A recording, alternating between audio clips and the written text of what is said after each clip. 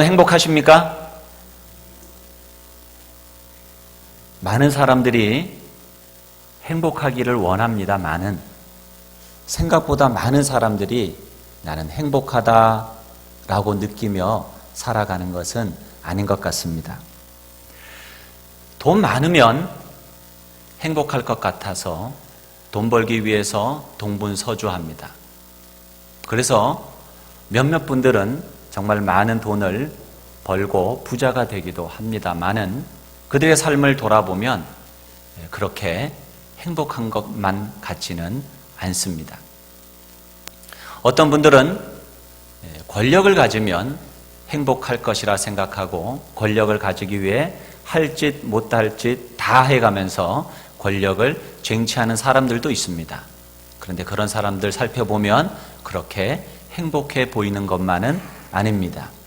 어떤 사람들은 명예를 얻으면 행복할 것이라 생각하며 사람들에게 인정받고 사람들에게 이름 내기 위해서 열심히 뛰어다니지만 그래서 사람들에게 명성을 얻기도 하지만 그 사람들 살펴보니까 그 사람들도 그렇게 행복하기만은 하지는 않은 것 같습니다. 오히려 평범한 사람들, 소시민적으로 살아가는 사람들보다도 더 행복하지 못한 그러한 돈 많은 사람들, 권력 가진 사람들, 명성을 가진 사람들이 너무나 많더라는 것입니다. 돈이 많아서 오히려 불행해진 사람, 권력 때문에 오히려 망한 사람, 유명세 때문에 오히려 고통스럽게 살아가는 사람이 너무너무 많이 있다는 거예요. 돈이나 권력이나 명예나 이런 것들은 행복의 하나의 조건이 될 수 있을지 몰라도 그것이 행복을 담보해주는, 당연히 행복을 가져오는 그런 필요 충분 조건이 되지는 않는다는 것을 우리가 깨닫게 됩니다. 여러분, 그러면 참된 행복은 어디로부터 오는 것일까? 어디에 있는 것일까? 결론적으로 말하자면 그것은 좋은 관계로부터 옵니다. 여러분이 동의하실지 동의 아니하실지는 모르겠지만 인간은 사회적 동물입니다. 그래서 관계망 속에서 살아갈 수밖에 없는 것이 인간이에요. 그런데 인간이 호흡처럼 살아가는 그 관계망 속에서 좋은 관계를 가지지 못하고서야 어떻게 행복한 삶을 살아갈 수 있겠습니까? 심리학자 에리 프롬은 우리 인간들에게 있는 사회적인 욕구 5가지를 이야기하고 있는데 그 중에 가장 강한 욕구를 관계의 욕구라고 이야기를 합니다. 다시 말해서 인간은 이 관계의 욕구가 충족되기 전에는 결코 행복할 수 없다는 것입니다. 그래서 인간들에게 이 관계에 문제가 생기면 불행하게 되는 거예요. 심지어 여러분 감옥에서도 가장 큰 벌이 뭡니까? 독방에 들어가는 거예요. 부자 간에 가장 큰 벌이 뭔지 아십니까? 부자의 연을 끊는 거예요. 젊은이들에게 가장 큰 슬프게 하는, 힘들게 하는 일이 뭐겠습니까? 친구들에게 왕따 당하는 거예요. 그래서 친구들한테 왕따 당하면 청소년들은 심지어는 자살까지 해요. 목숨보다 더 중요한 거예요. 그런데 그것이 청소년들이나 젊은이들만의 문제는 아니더라고요. 어른들도요, 같이 이웃과 더불어 살아가는데 예를 들어서 마을에서 사람들에게 왕따를 당한다고 생각을 해봐요. 결코 행복할 수가 없습니다. 우리 인생에서 가장 중요한 것은 돈이나 출세가 아니라 다른 사람들과 좋은 관계를 맺는 것입니다. 좋은 관계가 행복한 삶을 살게 하고 관계의 질이 우리 행복의 질을 결정하는 것입니다. 그런데 인간관계도 중요하지만은 그것보다도 더 중요한 관계가 있어요. 더 본질적인 관계가 있습니다. 그것이 무엇일까요? 바로 하나님과의 관계인 줄로 믿습니다. 하나님과의 관계가 모든 관계의 출발점이고 그 관계가 틀어지면 모든 관계가 틀어지는 거예요. 여러분의 관계에 어려움이 오셨다라고 한다면 여러분은 그래서 어떤 관계를 먼저 살펴보아야 되느냐? 하나님과의 관계를 살펴보아야 돼요. 그 관계가 바로 세워지면 다른 관계들도 새로워질 수가 있어요. 오늘 본문 42절 이하의 초대교회의 성도들의 모습을 우리가 볼 수 있습니다. 얼마나 행복해 보이는지 몰라요. 이들의 삶에는 무엇보다 하나님과의 관계가 열려 있었어요. 하나님의 말씀에 대한 가르침이 있었고 그 하나님을 향한 막히지 않는 기도가 열려 있었어요. 또한 이들에게는 성도들 간에 함께 먹고 즐거워하면서 놀라운 일들이 순간마다 일어났습니다. 그러다 보니까 그들 마음 가운데의 기쁨과 감격이 넘쳐났어요. 심지어는 자신의 재산까지도 팔아서 서로 나누고 쓰면서 더불어 함께 하였던 곳, 그곳이 바로 초대교회였습니다. 관계의 맥락에서 보자면 그들은 왜 그렇게 행복할 수 있었느냐? 하나님과의 관계 그리고 이웃과의 관계가 좋았다는 거예요. 그로 인해서 교회의 울타리를 넘어서서 예수님을 믿지 않는 사람들까지도 그들을 칭송하였다라고 성경은 이야기하고 있어요. 그 관계가 교회의 울타리를 넘어서서 이 사회로까지 행복을 전하는 도구로 쓰임받았다라고 하는 사실이에요. 그렇게 되니까 그들의 삶에 놀라운 역사들이 일어나는데 믿지 않는 사람들이 교회로 몰려오기 시작하는 거예요. 구원받는 자들의 수가 더하게 하셨더라. 할렐루야. 이런 역사가 우리 한우리교회에 일어나기를 죄롬으로 축원드립니다. 결코 여러분 이들이 갑부가 되어서 명성을 얻어서 권력을 가져서 행복한 것이 아니에요. 유명한 사람들이 되어서 행복해진 것도 아닙니다. 다만 그들은 하나님과 관계가 좋아졌고 다른 이들과 아름다운 사귐이 있을 때에 그들이 행복해질 수 있었다는 사실입니다. 사랑하는 성도 여러분, 오늘 하나님 앞에 나온 여러분들이 하나님과 막혔던 관계가 풀어지기를 주의 이름으로 축원드립니다. 예배를 통해서 회복시키시는 하나님의 역사를 체험하는 가운데에 여러분이 이웃들과 맺었던 그 관계들이 회복되기를 바랍니다.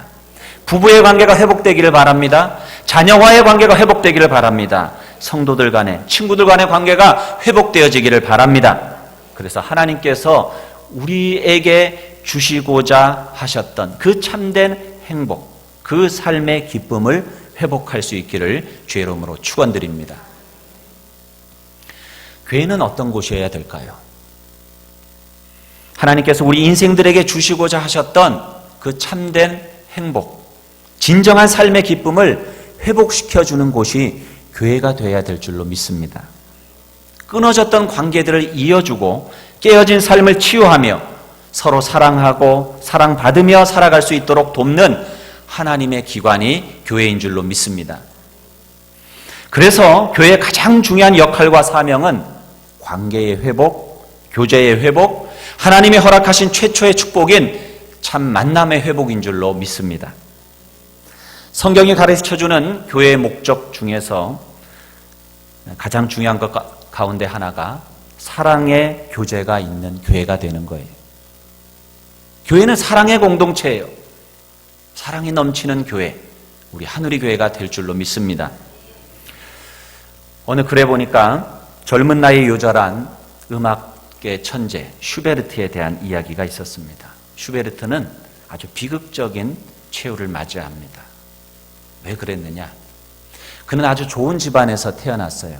아주 종교적으로 엄격하고 종교심이 아주 깊은 그런 가정에서, 부유한 가정에서 자라났습니다. 그는 음악적 재능도 남다르게 타고난 음악의 천재입니다. 그런데 그가 한 친구를 만나면서 인생이 완전히 바뀌게 돼요. 그 친구는 배경으로 보나 여러 성격으로 보나 이 슈베르트라고는 어울리지 않는 친구였어요. 그는 반종교적이고 부도덕하고 천박하고 나태하기까지 한 그런 쇼버라고 하는 친구였습니다. 둘은 성격도 성장 배경도 환경도 다른데도 불구하고 어떻게 그렇게 친한 친구가 되었느냐 하면 사실은 슈베르트의 가정 환경에 그 이유가 있었습니다. 슈베르트의 아버지는 아주 엄격한 분이었고 특별히 종교적으로 엄격하게 슈베르트를 교육했습니다. 그러한 배경 가운데에 이 슈베르트는 이 쇼버라고 하는 친구를 만났고 그의 관능적이고 신비주의적인 그의 생각들에 영향을 받고 거기서 해방감과 자유를 느낀 거예요.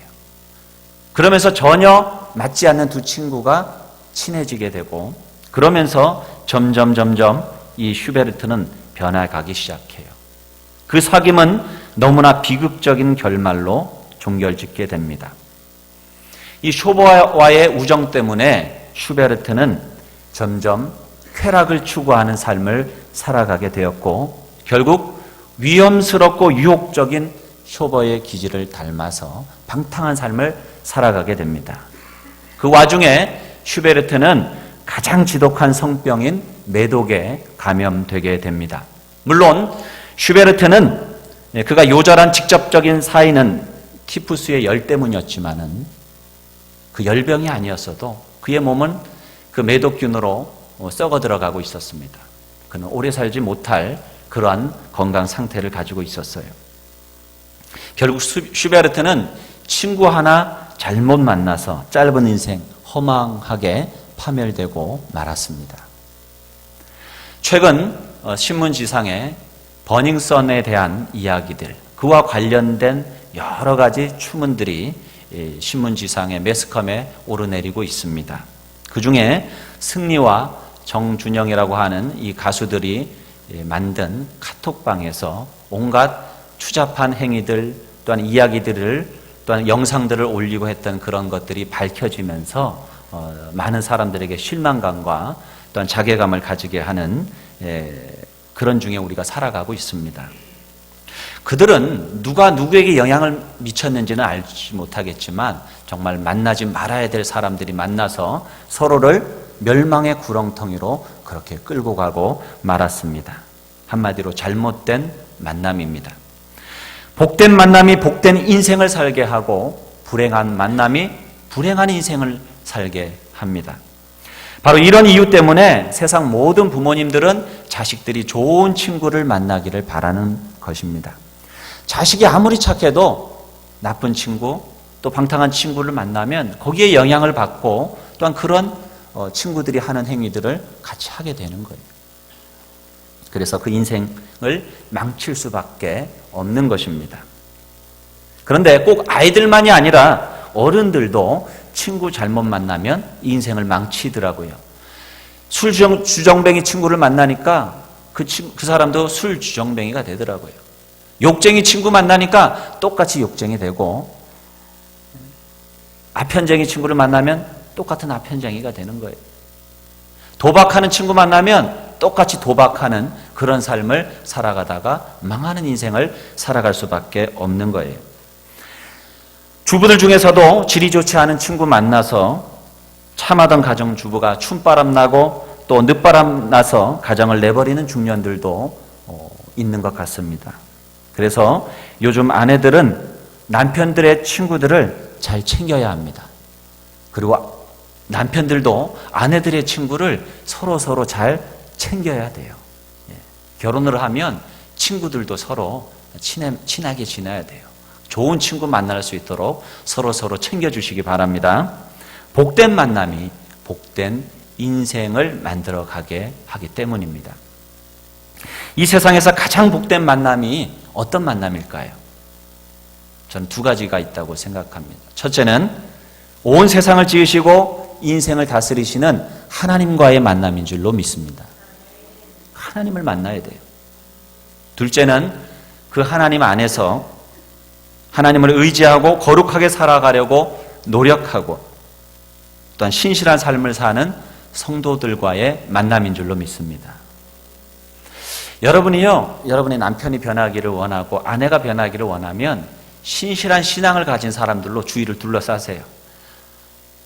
그럼 그런 변화가 일어날 수 있어요. 정말입니다. 환경이 그렇게 중요해요.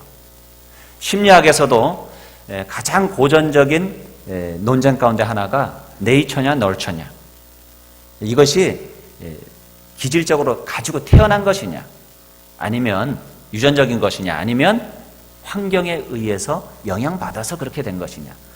이런 논쟁들이 지금도 계속되는 이야기인데요. 환경은 그렇게 중요한 것입니다. 어떻게 태어났든지 간에 어떤 성격을 가졌든지 간에 인간은 환경의 영향을 받는 존재예요. 복의 근원이신 하나님만 제대로 만나도 그 인생은 확연히 변화되는 거예요. 그분과 날마다 교제하며 그분의 도우시는 손길을 체험해 보십시오. 인생에 있어서 진정한 행복이 무엇인지를 깨닫게 될 것입니다. 참된 축복을 체험하며 살게 될 것입니다. 거룩하신 하나님을 아버지로 모시고 어떻게든 경건하게 살아보려고 하는 사람들과 여러분 교제하시기 바랍니다. 그 삶 자체가 복된 인생으로 변화될 줄로 믿습니다. 술꾼과 여러분 자주 만나면 어떻게 돼요? 술꾼 돼요. 한 잔, 두 잔 마시다 보면 같이 취하고, 처음에는 내가 술을 마시다가 나중에 술이 술을 마시고 나중에는 술이 사람을 마시는 인사불성의 단계로 가는 거예요. 어쩔 수 없어요. 100원짜리로 시작한 도박이 1000원이 되고 10,000원이 되고 10만 원이 되는 거예요. 그렇게 인간은 죄에 젖어 들어가요. 만남이라고 하는 것이 그렇게 무섭고 파괴적일 수 있다는 거예요. 그러나 인생을 어떻게든 좀 똑바로 살아보려고 힘쓰고 애쓰고 노력하는 사람을 사귀어 보십시오. 내 인생도 그렇게 경건하고 깨끗한 인생으로 영향받아 변화될 수 있습니다. 사랑하는 성도 여러분, 타락한 이 쇼버와 슈베르트는 좋은 신앙의 가정에서 태어났고 한 사람은 그렇지 못했는데 불행하게도 쇼버 쪽으로 기울어졌어요. 안타까운 일이에요. 이 비극적인 사실을 잊지 마십시오. 우리도 그럴 수 있다는 거예요. 바로 여기에 성도들이 주님 안에서 좀 더 깊이 가까이 교제해야 할 이유가 있는 거예요. 우리가 함께 주님 안에서 서로에게 좋은 친구가 되어줄 수 있기를 바랍니다. 여러분, 좋은 친구를 사귈 수 있는 첫째 비결이 뭔지 아십니까? 내가 좋은 친구가 되는 거예요. 우리는 자녀들을 위해서 좋은 친구 만날 수 있도록 기도하시지만은 사실은 그것보다 먼저 기도해야 될 것이 뭐냐면 우리 자식이 좋은 친구가 되어주게 해주십시오라고 기도해야 맞습니다. 그렇지 않습니까? 내가 좋은 친구가 되어줄 수 있기를 바랍니다. 그러려면 우리 주님 만나야 돼요. 하나님 만나야 돼요. 하나님 안에서 살아보려고 내가 먼저 노력해야 돼요. 그 신앙 안에서 함께 성도들이 교제할 때에 정말 아름다운 그러한 만남을 가질 줄로 믿습니다. 신약 성경에는 인생을 행복하게 만드는 이 좋은 관계 또는 만남을 의미하는 아주 중요한 단어가 있어요. 코이노니아라고 하는 단어입니다. 이 단어는 교통 혹은 교제라고 하는 단어로 성경에 번역되어 있습니다. 교통이라고 하는 말을 쓸 때는 하나님과 우리 사이에 교통이라는 뜻일 것이고요. 교제라고 하는 말을 쓸 때는 수평적으로 우리 이웃과 형제 자매들과의 관계를 말할 때에 이 단어로 번역을 할 것인데 신약에서 18번 사용되고 있는 단어입니다. 결국 이 코이노니아라고 하는 것은 하나님과 그리고 이웃과의 교제를 의미하는 그런 단어입니다.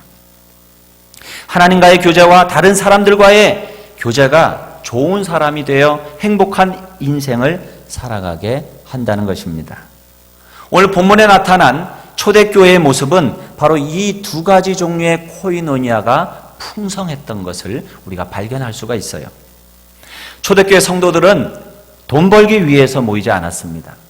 출세를 위해서 모이지 않았어요.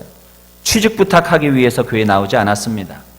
내가 가진 부나 명예를 자랑하기 위해서 모이거나 다른 사람 앞에 옷 자랑하러 나오지도 않았습니다. 그들은 오직 살아계신 하나님의 말씀을 배우고 그 뜻을 깨닫고 그 뜻대로 살아가기 위해서 모였습니다.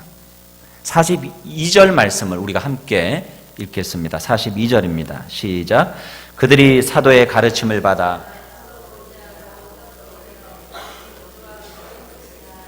아멘. 자, 여기 보면 그들이 사도의 가르침을 받았다라고 그랬어요. 달리 표현하면 교회에 와서 설교를 듣고 성경 공부를 했다는 거예요. 그렇게 표현해도 틀린 말이 아닐 것입니다. 말씀을 들었어요. 그러나 이것으로 끝나지 않았어요. 그 다음에 보면 서로 교제하고 라고 그랬어요. 여기서 교제라고 하는 말, 영어 성경에는 communication, communicate 혹은 share, 의사소통하고 나누다라는 말로 그렇게 표현되어 있습니다. 그들은 교회에 와서 사도로부터 말씀을 배우고 익혔을 뿐만 아니라 성도와 성도가 서로 의사소통하고 서로 교제하고 서로 많은 것을 나누었다는 사실을 우리는 여기서 발견하게 됩니다. 나눔이 그렇게 중요해요.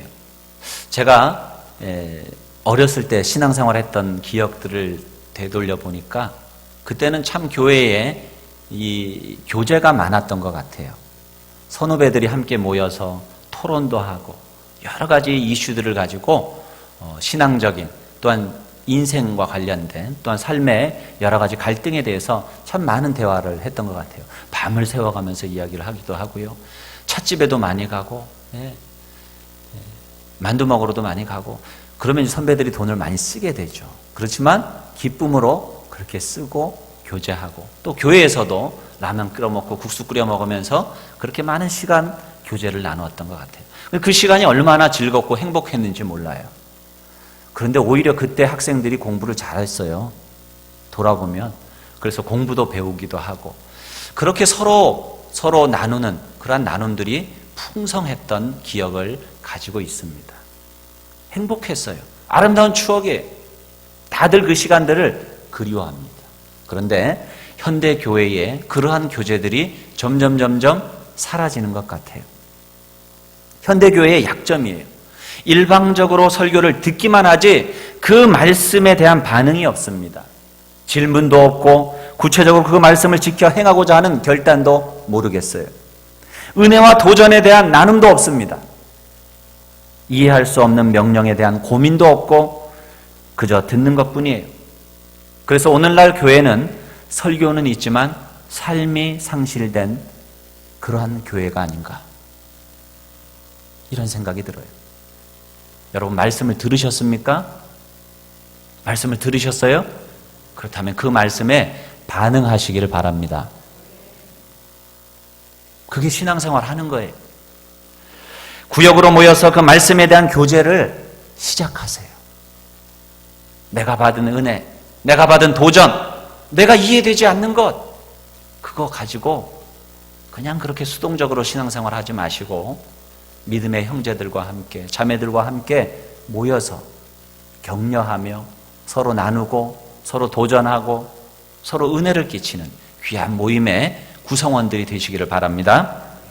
초대교회 성도들의 교제는 여기서 끝나지 않았습니다. 그들은 또 떡을 떼며 기도했다고 그랬어요. 식탁의 교제를 나누면서 받은 소명을 감당할 능력과 힘을 달라고 그들은 기도하고 또한 주의 은총을 구하는 열정적인 기도를 하나님 앞에 올려드렸다는 거예요. 자, 떡을 떼며 오로지 기도하기를 힘쓰니라 그랬어요. 오로지 힘썼다는 말이 뭡니까? 집중적으로 기도했다는 거예요. 건성으로가 아니라 요식행위로 기도한 것이 아니라는 말이에요. 그들은 차 마시면서 뒷담화하고 그저 노닥거리는 그러한 교제가 아니었어요. 전심으로 하나님께 서로를 위해서 교회와 또한 VIP 영혼의 구원을 위해서 그들이 기도했다는 것입니다. 그렇습니다. 성도의 교제 중 가장 중요한 부분은 먼저는 수식적인 주님과의 교통이에요. 하나님과의 문이 열려야 돼요. 기도의 문이 열려야 돼요. 하나님과의 말씀의 문이 열려야 돼요. 하나님과의 교통이 일어날 때에 우리는 그 하나님으로부터 오시는 그 은혜와 능력을 통해서 이웃에게 진정한 사랑, 진정한 교제를 가질 수가 있는 것입니다. 얼마나 많은 이들이 성도의 교제하면 그저 밥 먹고 차 마시고 이런저런 이야기하고 뒷담화하고 그러다가 그냥 헤어지는 모임으로 생각하는지 모르겠습니다. 이것은 착각이에요. 그것은 성도의 교제의 본질이 아닙니다. 성도의 교제의 첫 부분은 수직적인 하나님과의 코이노니아예요. 말씀을 나누고 구원의 기쁨과 감격을 함께 노래하고 심지어는 인생을 사는 아픔과 고통과 슬픔도 함께 나누며 기도하는 교제의 모임이 회복되어야 할 줄로 믿습니다. 이런 점에서 우리 교회가 한 가지 꼭 지향해야 할 일이 있습니다. 구역 모임과 또한 중보기도 모임, 이런 모임에 여러분 모이기를 힘쓰시기를 바랍니다. 물론 가장 중요한 것은 공예배에 참석하여서 하나님 앞에 찬양과 기도를 드리고 또한 말씀을 들으며 하나님과 교통하는 것일 것입니다. 그러나 이 외에도 여러분이 소그룹으로 모이고 또 함께 또래들이 혹은 남성들이 여성들이 함께 모여서 일하는 그 시간들도 얼마나 중요한 모임인지 몰라요. 그런 모임들은 예배처럼 격식과 형식이 강하지는 않지만은 그렇기 때문에 자유롭게 여러분의 생각을 이야기하고 삶을 나누고 은혜를 나눌 수 있는 보다 자유로운 모임이에요. 그 시간을 통해서 여러분들은 하나님이 주시는 또 다른 형태의 은혜를 경험할 수 있는 것입니다. 이런 시간이 없다면 어떻게 우리가 건강한 신앙생활을 기대할 수 있고 또한 건강한 공동체를 우리가 함께 이루어갈 수가 있겠습니까? 여러분, 남녀전도의 모임도 한 달에 한 번 만나서 그저 회비나 내는 모임이 되지 않도록 하기를 바라요.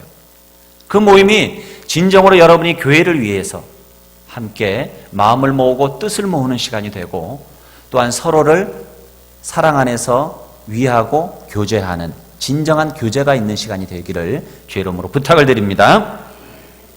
그럴 때 영적으로 아름답고 건강한 교제가 우리 교회 곳곳에서 일어나게 되고 하나님의 교회는 건강하고 아름답게 성장하게 될 줄로 믿습니다. 개인의 신앙이 그럴 때에 건강하게 되고 가정도 건강하게 되고 우리 교회도 건강할 수 있는 거예요. 우리 몸도요, 혈액순환이 잘 돼야 건강하죠. 그것처럼 우리가 영적으로도 서로 잘 순환이 돼야 돼요. 서로 연락하고 서로 상합하고 서로 교통하고 서로 교제하고 성경에는 이런 단어들이 많이 나와요. 서로. 사랑도 어떻게 해요? 서로 사랑하는 거예요. 짐도 어떻게 져요? 서로의 짐을 지라. 성경은 그렇게 상호성에 대한 이야기들을 참 많이 해요. 여러분, 공동체라고 하는 말이 영어로는 community예요. come이라고 하는 말이 함께라고 하는 뜻이에요. 함께, muni는 서로, 상호라고 하는 뜻이에요. 서로 함께하는 게 공동체예요. 여러분은 이 한우리 공동체로 부름받았다는 사실을 여러분 잊지 마시기를 바라요. 여러분이 어떤 형편에서 우리 교회에 나오셨든지 간에 처음 우리 교회에서 신앙생활을 했든지 아니면 다른 교회에서 신앙생활을 하고 우리 교회에 왔든지 여러분 지금은 우리 한우리 공동체의 한 식구예요. 그것을 잊지 마세요. 그렇다면 그 공동체성을 함께 회복하기 위해서 내가 어떻게 신앙생활을 해야 할까? 이 고민이 있어야 돼요. 그럴 때 여러분은 진정한 신앙생활이 무엇인지를 깨닫게 될 것입니다. 43절 이하를 읽어봅니다. 사람마다 두려워하는데 사도들로 말미암아 기사와 표적이 많이 나타나니 믿는 사람이 다 함께 있어 모든 물건을 서로 통용하고 또 재산과 소유를 팔아 각 사람의 필요를 따라 나눠주며 날마다 마음을 같이하여 성전에 모이기를 힘쓰고 집에서 떡을 떼며 기쁨과 순전한 마음으로 음식을 먹고 하나님을 찬미하며 또 온 백성에게 칭송을 받으니 주께서 구원받는 사람을 날마다 더하게 하시니라. 할렐루야. 이 역사가 우리 한우리 교회에 일어나기를 바랍니다. 하나님과의 교통이 일어나니까 하나님을 경외하는 마음들이 그들 가운데 생겨요. 사람마다 하나님을 두려워하는 마음, 경외하는 마음, 경이로운 마음, 영어로는 원더예요. 놀라운 일들이 일어나기 시작하는 거예요. 기사와 표적이 나타나요. 여러분, 기적이 언제 일어나느냐?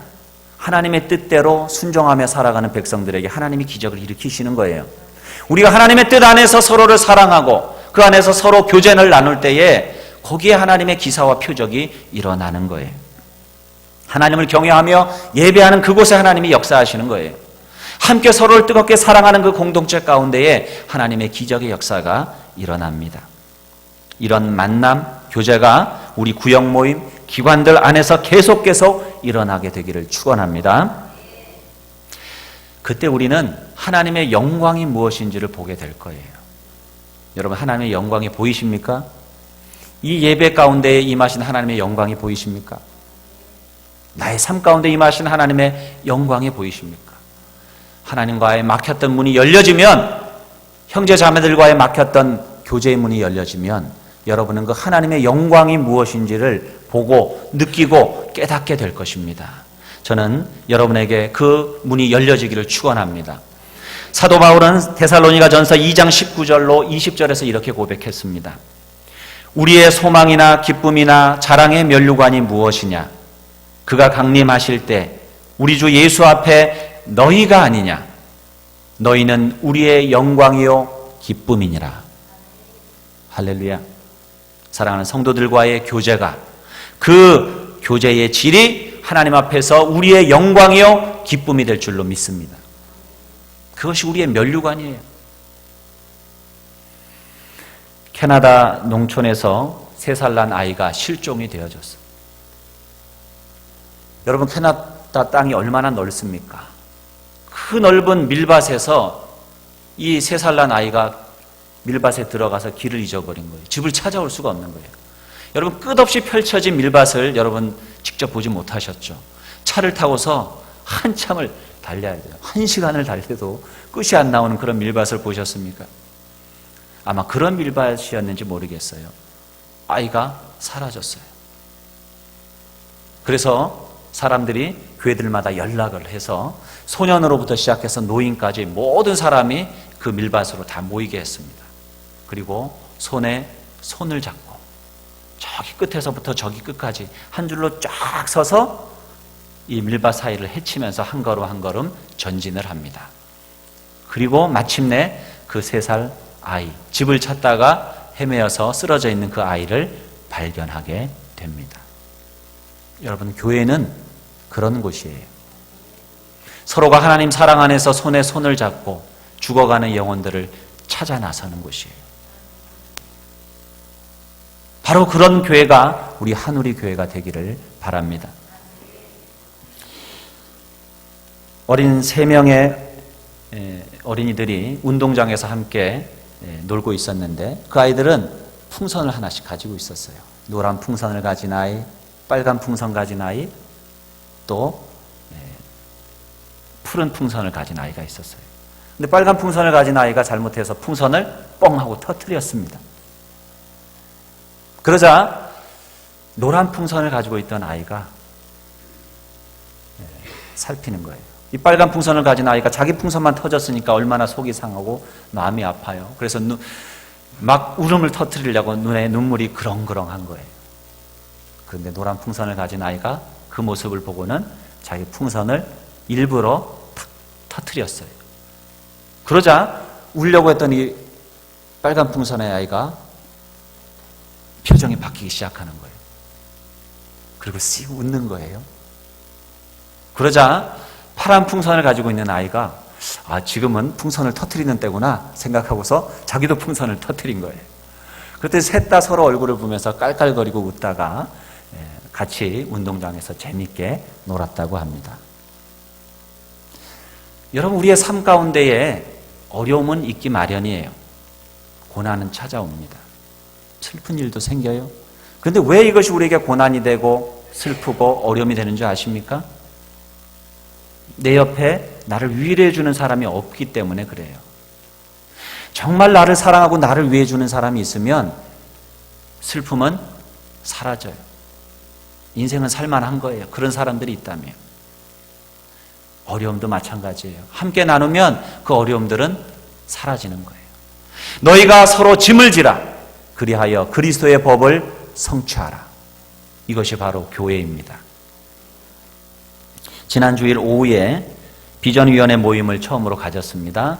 우리 사역부장님들, 장로님들, 위원장님들 함께 모여서 우리 교회의 미래에 대해서 함께 의논하였습니다. 그때 제가 우리 교회가 어떤 교회가 되기를 바라느냐라고 하는 요지의 질문을 드렸을 때에 한 분이 그런 대답을 하셨어요. 성도들 간에 진정한 관심과 사랑의 교제가 있었으면 좋겠다. 서로 다가가기 너무 어렵다. 이런 취지의 말씀을 하셨어요. 그때 많은 성도님들이 그 이야기에 공감을 하셨습니다. 안타깝지만 그것이 현실인 거예요. 이것은 우리 교회가 가지고 있는 저는 특수성이라고 생각을 합니다. 우리 교회가 특수한 것이 있다면 보통 교회는요, 작은 인원이 모여서 서로 헌신하고 수고하고 애쓰면서 교회 성도가 조금씩 불어나고 또 그러면 예배 처소를 좀 더 큰 데로 옮기고 또 성도가 또 열심히 헌신하고 수고하고 해서 좀 더 큰 데로 불리고 하면서 교회가 이렇게 커져가는 과정을 겪습니다. 그런데 우리 교회는 그런 과정이 없었어요. 소수의 성도님들의 헌신으로 교회가 크게 아름답게 이렇게 지어졌습니다. 그러다 보니까 그리고 나서 성도님들이 이렇게 오셨기 때문에 정말 내가 헌신하고 땀 흘리고 눈물 흘려가며 기도하면서 성전을 세워가는 그런 과정이 없었어요. 그러다 보니까 어떤 마음이 드느냐, 내가 이렇게 나서도 될까? 나는 여기까지만 하면 되는 거 아니야? 이런 마음들이 있으신 것 같아요. 그러다 보니까 서로 먼저 다가가지 못하고 다가오기를 바라는 마음은 있지만 그렇게 하지 못하는 것. 또한 헌신을 하셔도 주인의식을 가지고 하기보다는 거기까지인 경우가 많이 있는 것 같아요. 그러나 이것은 우리가 넘을 수 있는 벽인 줄로 믿습니다. 우리가 진정 주님 안에서 주님과의 교통을 하고 또한 우리의 사랑하는 형제 자매들과 이 교제가 회복된다면 우리 교회는 정말 큰 이미 자원을 가지고 있는 거예요. 하나님이 원하시는 교회, 사랑의 교제가 있는 그런 교회를 함께 만들어 가기를 원합니다. 오늘 말씀을 듣는 사랑하는 성도 여러분, 여러분이 그러한 공동체를 만들기 위해서 어떤 신앙을 해야 될까? 어떻게 내가 이 교회에서 신앙생활을 하고 모임들에 참여를 할까?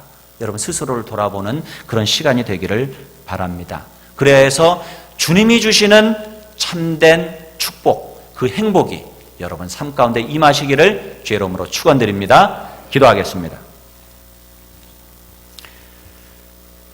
오늘 주신 말씀 가운데에서 여러분 귀에 들린 말씀이 어떤 말씀이십니까? 그 말씀을 그냥 흘려보내지 마십시오. 그 말씀에 반응하십시오. 그것은 하나님의 말씀입니다. 그 말씀에 응답하십시오. 하나님이 여러분의 힘과 능력을 주실 것입니다. 우리 다 함께 기도하겠습니다. 살아계신 아버지 하나님 감사합니다. 이 시간에도 하나님 함께 해주시니 감사합니다. 좀 축복하여 주시고 좀 함께 해주시옵소서. 이 가운데 복된 만남이 있게 하시옵소서. 복된 인생을 살게 하옵소서. 불행한 만남이 불행을 만들어냅니다. 하나님 우리가 주님 안에 아름다운 만남이 있게 하시고 주의 영광을 저희들을 주시사 주의 아름다운 삶으로 인도하여 주옵소서.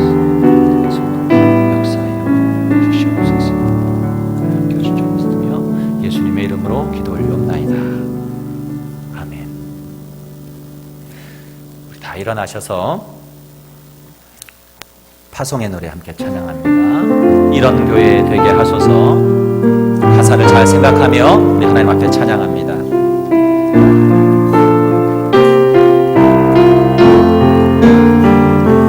진정한 예배가 숨쉬는 교회, 주님이 주인 되시는 교회, 믿음의 기도가 쌓이는 교회, 최고의 찬양을 드리는 교회, 말씀이 살아 움직이는 교회,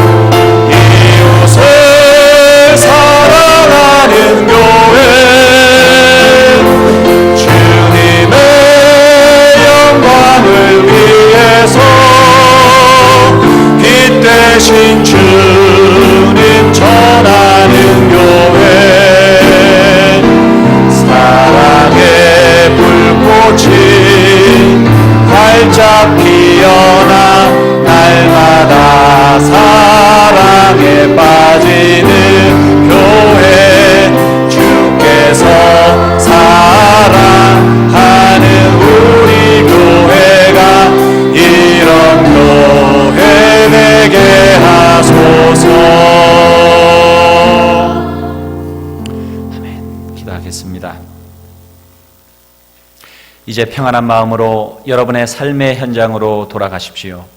선한 일에 용기를 가지며 악을 악으로 갚지 마십시오. 항상 연약한 자를 도우며 병든 자를 찾아보며 곤란당하는 이웃을 위로하십시오. 모든 사람을 존경하며 주님께 봉사하고 주님을 사랑하십시오. 모든 일을 믿음과 사랑으로 행하며 어떤 일에도 소망을 포기하지 마십시오. 거룩하신 성령께 순종하여 기쁨과 감사의 생활을 해 나아가십시오. 우리 하나님 아버지는 여러분을 항상 도와주실 것입니다. 이제는 하나님과 우리 사이에 막힌 담을 허시고 우리에게 평화를 허락하시며 참된 교통과 교제를 허락하여 주신 예수 그리스도의 그 크신 은혜와 무한하신 하나님의 사랑과 우리로 하여금 하나님과 교통하고 또한 주님 안에서 교제케 하시는 성령님의 감화 감동 충만하신 은총이 이 시간 주의 말씀을 따라 교통하고 교제하며 주님이 원하시는 사랑의 교제가 넘치는 교회를 함께 이루어가기로 다짐하는 여기 머리 숙인 사랑하는 성도님들 머리마다 저들의 가정과 직장과 학업과 또한 사업과 우리 공동체 위에 이제로부터 영원토록 함께 하시기를 간절히 축원하옵나이다. 아멘.